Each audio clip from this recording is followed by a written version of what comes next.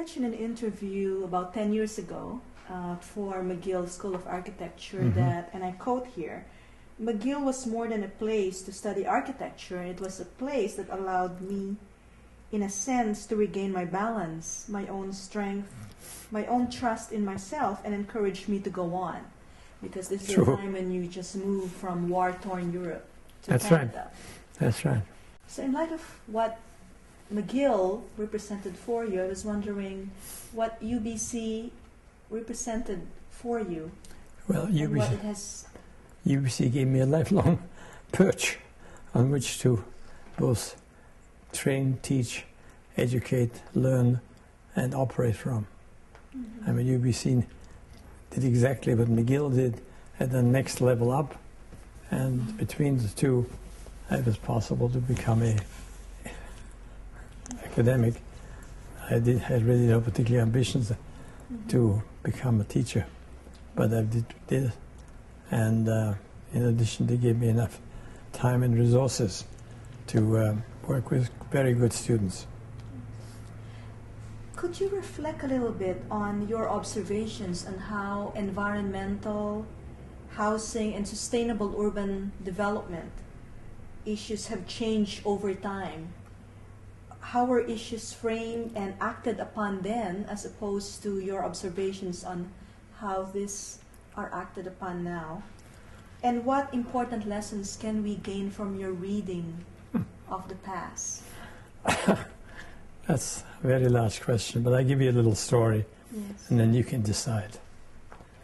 It was clear by the middle 60s that if we're going to be a school of community and regional planning, we would have to diversify our teaching.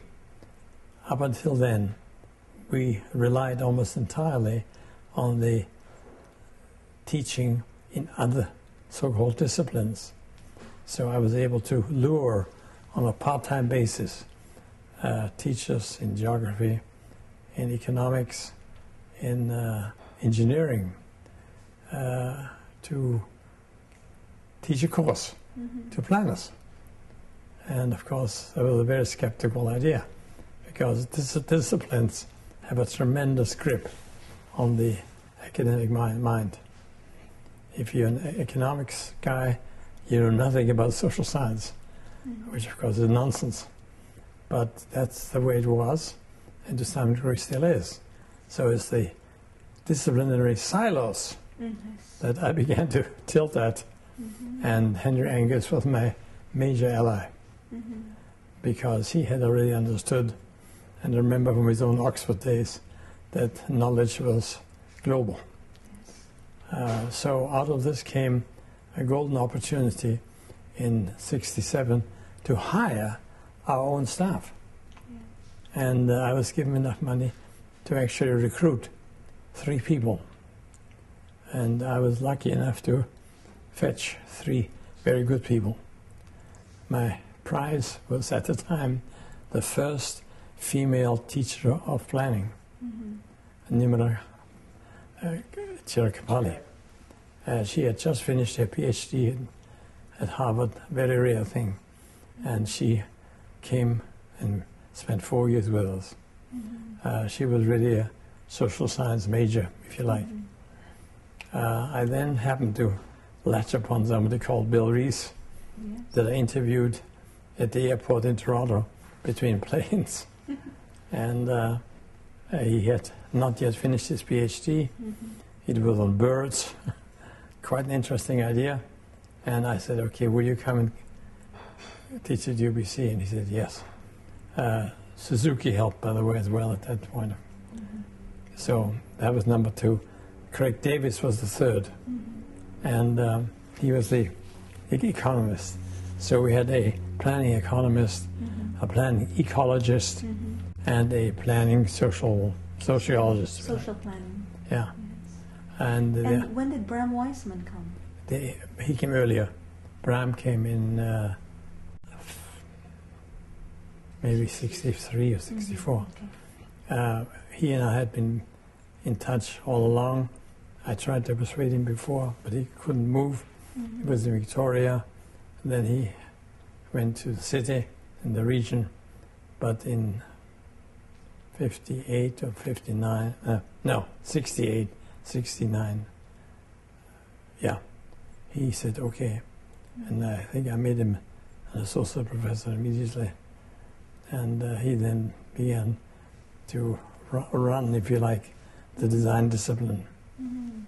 So we had the three areas that we were interested in reasonably covered: life sciences, design disciplines, and social sciences. Mm-hmm. That was by 69, certainly by 70. Mm-hmm. So your vision then was clearly very interdisciplinary, Oh, very no much question, from the beginning. integrating the applied, the natural sciences, the social sciences, and perhaps even the humanities because of the architecture and artists' Sure. artistic background you had. You can define And in real life. so, do you find that we have more or less integration from what you had envisioned then now, or that we're operating in this trap created by silos And we still, and compartmentalized? we still tilt at the silos, Mm-hmm. as you well know, largely because that's where the jobs are. Mm-hmm. We have suffered from the fact that the outside world is still talking about these various professional disciplines as separate qualifications. And the most important contribution we've made is by the students Yes. who managed to get into jobs. And that was very important at the beginning, because I had two questions from the very beginning, from the whole community, certainly from the Senate. Yes. And one was, what the hell is planning? Mm-hmm. And I said, very simple.